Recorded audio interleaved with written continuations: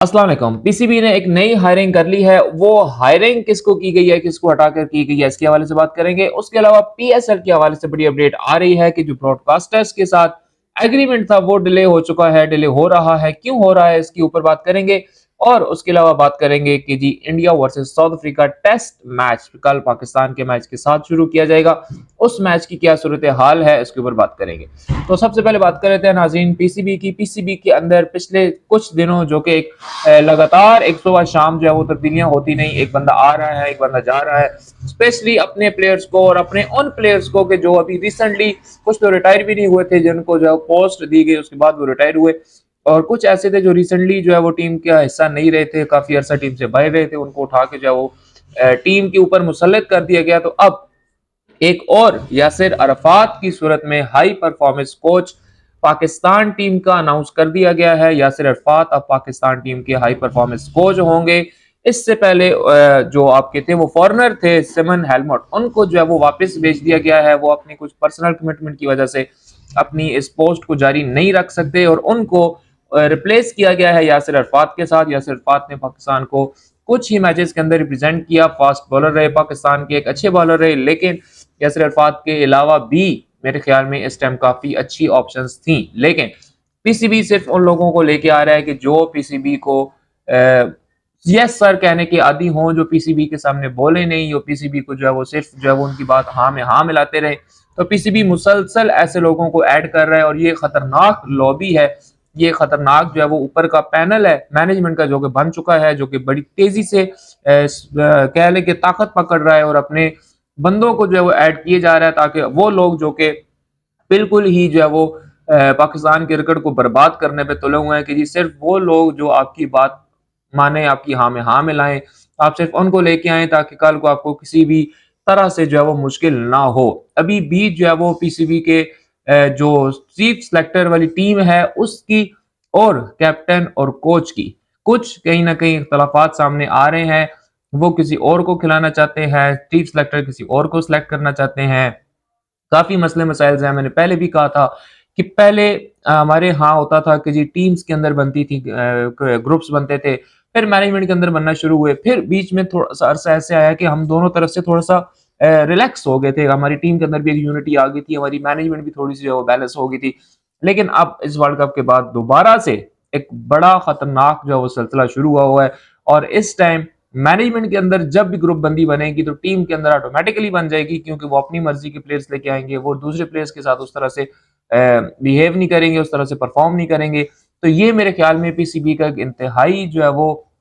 बुरा वक्त चल रहा है मैनेजमेंट के हवाले से, कि उन्होंने अब तक जितनी भी तब्दीलियां की हैं, जितने भी अपने लोग उन्होंने रखे हैं, उनमें से कोई भी इसका एल नहीं था। सबसे पहले चीफ सेलेक्टर को देख लें, मुहावरे को कोई साथ नहीं है उस बंदे का, कोई तुक नहीं बनती उस बंदे की चीफ सेलेक्टर बनने की, लेकिन वो सियासी तौर पर बना दिया गया है। उसके अलावा फिर उसके करीबी जितने लोग थे, कमरान अकमल वगैरह या और वगैरह, सुहेल तनवीर, इन सबको लगा दिया गया और आज यासिर अरफात को भी उस लिस्ट के अंदर ऐड कर दिया गया है, जो कि ये पाकिस्तान क्रिकेट के लिए बड़ा खतरनाक है।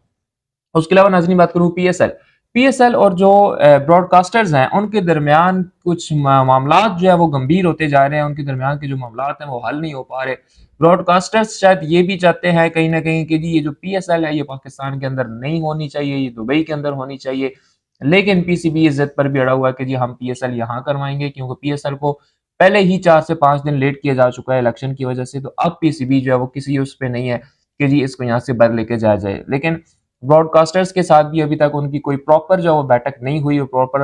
एग्रीमेंट नहीं हुआ, प्रॉपर उनके साथ डीलिंग नहीं हुई। तो मेरे ख्याल में पीएसएल के ऊपर ये एक बड़ा दब्बा है और उम्मीद ये है कि जी जल्द अज जल्द जो है वो चंद दिनों के अंदर पीसीबी जो है वो पीएसएल के जितने भी ब्रॉडकास्टर्स हैं उन सब की मीटिंग बुलाएगा और उस मीटिंग के बाद ये फैसला किया जाएगा कि जी इन ब्रॉडकास्टर्स की कौन सी बात माननी है और कौन सी बात आपने नहीं माननी। क्योंकि जब तक पीसीबी और फ्रेंचाइज के जो ब्रॉडकास्टर्स हैं उनके दरमियान जब तक राइट्स का जो है वो प्रॉपर फाइनल नहीं हो जाएगा, उस वक्त तक मेरे ख्याल में हर टीम, हर प्लेयर या हर पीसीबी के बंदे को इसकी बात की कोई ना कोई टेंशन जरूर रहेगी। उसके अलावा नाजरीन बात कर लें अगली जो खबर है, इंग्लैंड ने एक बड़ा फैसला किया है, वेस्ट इंडीज के कैरन पोलार्ड को टी20 वर्ल्ड कप 2024 के लिए अपना असिस्टेंट कोच मुकर्रर कर लिया है। अब कैरन पोलार्ड इंग्लैंड की टीम के असिस्टेंट कोच होंगे इस वर्ल्ड कप 2024 के अंदर, और उम्मीद ये की जा रही है कि जिस तरह से कैरन पोलार्ड की अपनी एक अप्रोच है, जिस तरह से उनकी अपनी एक एडवांस क्रिकेट है, मॉडर्न क्रिकेट है, तो उससे इंग्लैंड की टीम को बहुत फायदा होगा और इंग्लैंड की टीम इस वर्ल्ड कप के अंदर, टी20 वर्ल्ड कप के अंदर उस वर्ल्ड कप की तरह नजर नहीं आएगी जिस तरह से वो अपने लास्ट वर्ल्ड कप में बिल्कुल ही जो है वो ग्रुप के आखिरी नंबर्स पे चल रही थी। उसके अलावा नाज़रीन, आज़म खान पहले जो है वो आसिफ अली ने कहा था कि जी मैं एक दिन में जो है वो 150 सिक्सेस जो है वो प्रैक्टिस के दौरान कर मारता हूँ। अब आज़म खान ने ये कहा है कि जी मैं टी20 वर्ल्ड कप 2024 खेलना चाहता हूँ क्योंकि मैं रोज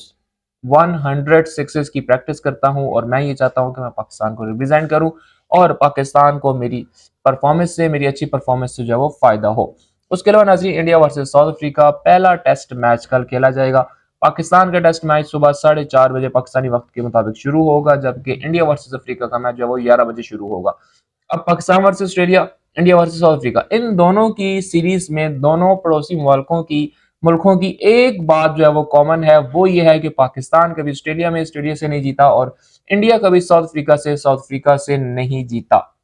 यानी कि दोनों टीमें अगर जीत जाती हैं तो दोनों के लिए एक बड़ी हिस्ट्री होगी। अगर पाकिस्तान ऑस्ट्रेलिया को शिकस्त दे दे या इंडिया साउथ अफ्रीका को शिकस्त दे दे, तो ये दोनों की मेरे ख्याल में एक बड़ी ख्वाहिश भी है और ये दोनों टीमों के लिए, दोनों मुल्कों के लिए एक अच्छा साइन भी होगा। लेकिन अब देखना यह है, क्योंकि टेस्ट मैच एक ही दिन शुरू हो रहा है और दोनों टीमों की जो हालत है वो भी ऑलमोस्ट सेम है कि दोनों वहां पे कभी नहीं जीती। तो अब देखना यह है कि क्या इन 5 दिनों के बाद तारीख कुछ बदलेगी क्रिकेट की या नहीं बदलेगी। क्या इंडिया अफ्रीका को शिकस्त देगा या पाकिस्तान ऑस्ट्रेलिया को शिकस्त देगा,